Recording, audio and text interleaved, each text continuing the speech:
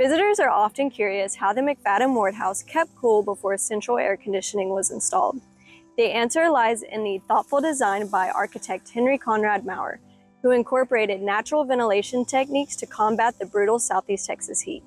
The house was strategically built facing south, which caught the breeze off of the Gulf Coast. One of the McFaddin-Ward House's primary cooling features is the beautiful transom windows. In most older homes, transom windows were placed above doors to promote air circulation, while keeping doors closed for privacy.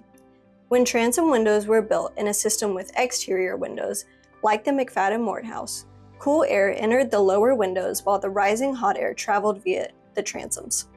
The transoms were operated by pushing up on a metal rod attached to the door frame that lifted the window up and out. Additionally, the third floor of the home features a skylight. When opened, it allowed the warm air from all three floors traveling through the transom windows to escape, enhancing the home's natural cooling system. Come by for an admission-free tour to check out the transom windows for yourself.